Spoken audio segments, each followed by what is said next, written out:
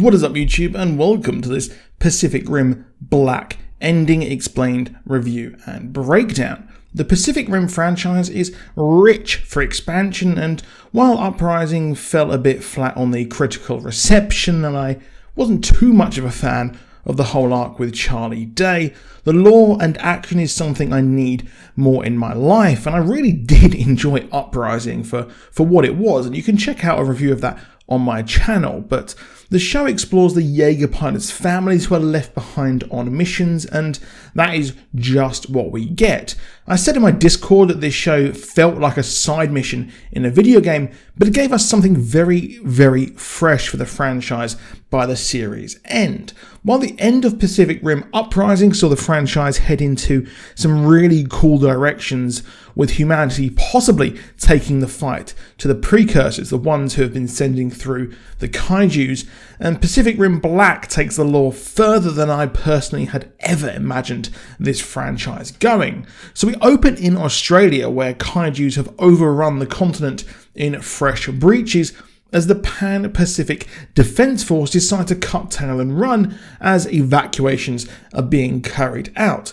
We focus on Taylor and Haley, whose parents were the pilots of Hunter Vertigo, and the names of these Jaegers are still absolutely so cool. They manage to take their children to a valley in the desert, but leave, promising their kids that they will return and take them to Sydney. Unfortunately, after this, the show does drop off in the action stakes somewhat. The problem is it just jumps forward 5 years and we see the kids and the rest of the survivors left in the valley, making a life there until Haley stumbles across a training Jaeger called Atlas Destroyer. And I swear they're doing some sort of metal band name generator when they're coming up with the Jaeger titles, but she brings it online as their community starts to dwindle over time. However, this alerts a copperhead kaiju, and it attacks and kills the entire community, leaving only the Travis kids alive.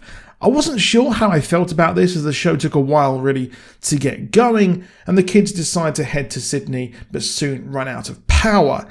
I'm not sure if there was a more interesting story there, with the community trying to survive increasing kaiju attacks, but hey, the series did really get going by the end.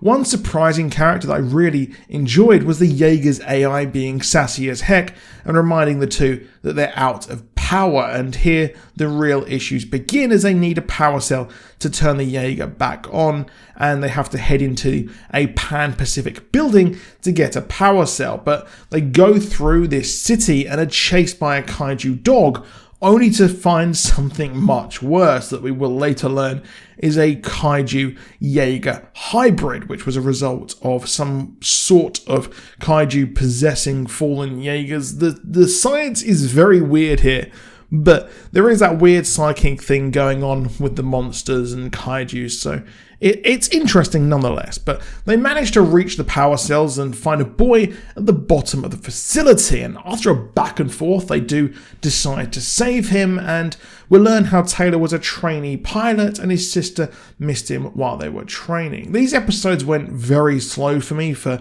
much of the first half of the season, to be honest, and it really was a weird one, going from what I remember being a high octane kind of series of movies to this, but it was enjoyable nonetheless. But they then decide to leave Meridian City, except the power cell is broken, which, yes, I very much thought that this is a coinkydink, and it was very kind of convenient that it breaks, so they have to go off and walk through the desert, leading them to a chance encounter with Egg Snatchers, led by May, as the boy who was with them and they saved has been acting weird and rushes to the eggs that have been left, except this gets the attention of the kaiju mother, and a firefight between the Egg Snatchers and the kaiju happens, and they manage to take it out as they're taken back to the trader's base, led by the ruthless Shane, which really did remind me of Ron Perlman's character from the movies. He's someone who trades kaiju and Jaeger parts, and we know from the movies there is a big black market for kaiju body parts, and it's a license to print money. But here in this ravaged Australia, it's a lot more harsh and savage, and it seems like this is a way to be, or at least survive, not simply to get rich. They trade the eggs with a community who are working with some mysterious sisters in the mountains who won't be happy they have less eggs than intended. But we do possibly see those sisters pop up at the end of the show, but I'll go into that in a bit.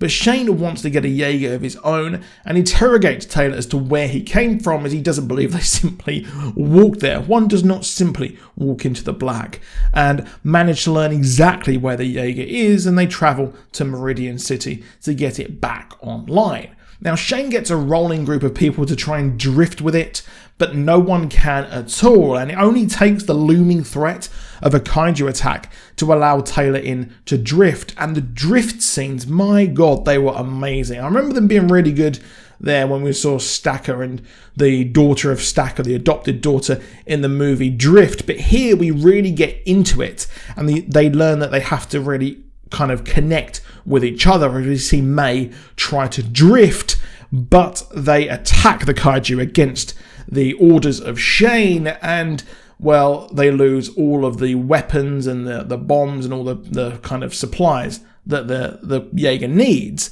And well, yes, Taylor was tired of running and he's exiled, and later is the target of an assassination. However, later on, like I said, they are exiled and attacked, leading to the boy they saved being shot. But he stands up and he's fine. Yeah, he's much more than we expected. Now, after this, the siblings, complete with kaiju boy, head to a signal that they kind of find that turns out to be their parents' Jaeger. Now, later in the show, we see the siblings and May in danger, as they did find May later on as she left Shane, as the boy pulls out something very unexpected and turns into a kaiju. As we also learn that a kaiju graveyard, the gigantic monster causing chaos in the region, is the hybrid with no allegiance fighting kaiju. Yeah, absolutely madness. The lore is just going out of the window, and it's really being expanded here, and makes me really wish